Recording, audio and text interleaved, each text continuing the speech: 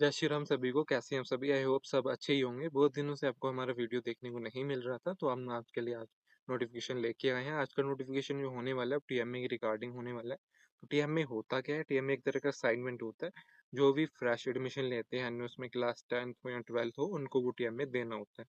तो जिन भी बच्चों ने अक्टूबर 2025 के लिए एडमिशन लिया था और उन्होंने अभी तक अपना टीएमए सबमिट नहीं किया, या उनको पता ही नहीं है टीएमए क्या होता है, टीएमए सबमिट करने से फायदे क्या होने वाले हैं, टीएमए सबमिट नहीं करोगे तो उसका नुकसान क्या होने वाला है, तो वो हम आज की वीडियो में बात करने वाले हैं। वीडियो अगर आपको थोड़ा सा पसंद आता है, वीडियो को लाइक करके अपने दोस्तों के साथ शेयर भी जरूर कर देना, ताकि उनके भी हेल्प हो सके। तो सबसे पहले आपको टीएमए डाउनलोड करने के लिए क्या करना पड़ता है, एनएस की ऑफिशियल वेबसाइट में आना पड़ता है। ठीक है, वेबसाइट में आने के बाद आपको लर्नर कॉर्नर पे आओगे। लर्नर कॉर्नर पे आने के बाद यहाँ ट्यूटर मार्क असाइनमेंट का ऑप्शन मिलता है, यहाँ आप क्लिक करोगे। जैसे यहाँ क्लिक करोगे तो आपको न्यू पेज पे ले जाएगा। यहाँ आपका क्या लिखा जाता है, ट्यूटर मार्क असाइनमेंट, जो कि आपका सेशन 2024-2025 के लिए होने वाला है। ठीक है, तो सबसे पहले हम बात करें तो आपको यहाँ क्या देखने को मिलेगा। सबसे पहले आपको सेकेंडरी का टीएमए देखने को मिलेगा, क्लास 10 का। ठीक है, क्लास 10 के subject wise TMA question paper है, इसको आपने डाउनलोड करके अपना सॉल्व करके लिख लेना है। सॉल्व कैसे करना है वो भी हम आपको आगे वीडियो में बताने वाले हैं, तो वीडियो को एंड तक जरूर देखना।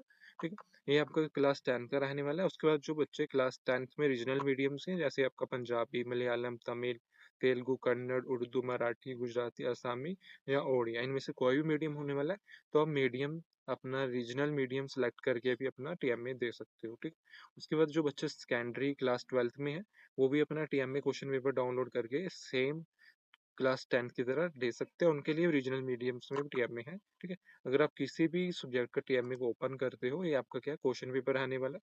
क्वेश्चन पेपर में सबसे ऊपर दिया जाता है इंस्ट्रक्शंस। इंस्ट्रक्शन क्या है, all questions are compulsory, the mark allotted of each question in beside the question. ठीक है, सारे क्वेश्चन कंपल्सरी हैं करना, कोई भी क्वेश्चन आपको छोड़ना नहीं है। जो क्वेश्चन के मार्क्स हैं उसके सामने दिए गए हैं।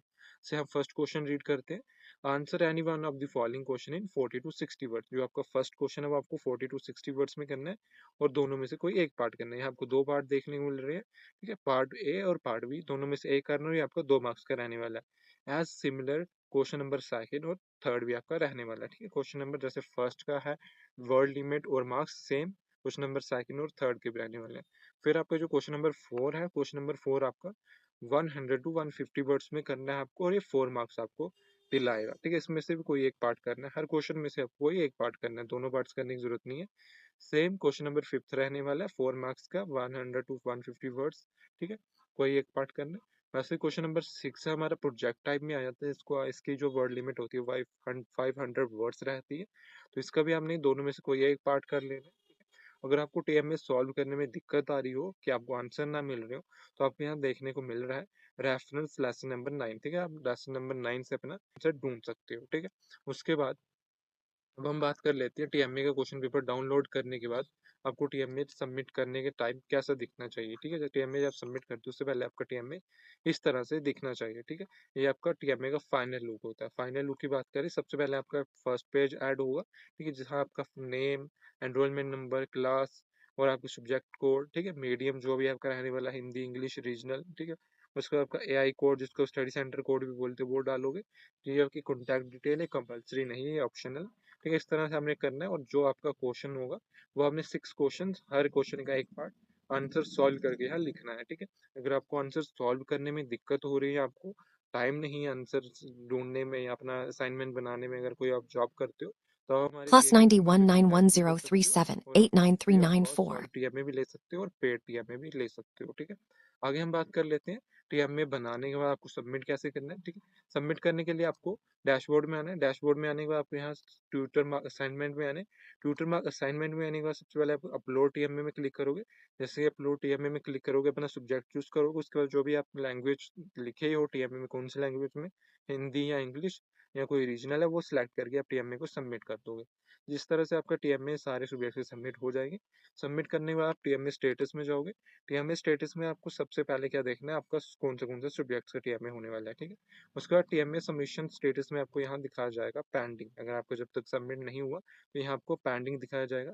जैसे आपको सबमिट हो जाएगा तो आपको ऑनलाइन सबमिटेड बताया जाएगा। और जो आपके टीएमए सबमिट होते हैं वो ऑनलाइन ही होते हैं, ऑफलाइन सबमिटेड नहीं होते। पहले होते थे ऑफलाइन, बट अभी नहीं हो रहे। ठीक है, उसके बाद आपको टीएमए का मार्क्स अलॉट कर दिया जाएगा, और फीडबैक वो भी आपको यहाँ देखने को मिल जाएगा। ठीक है, सब्जेक्ट नंबर 5 है, जिसका कोड है 632।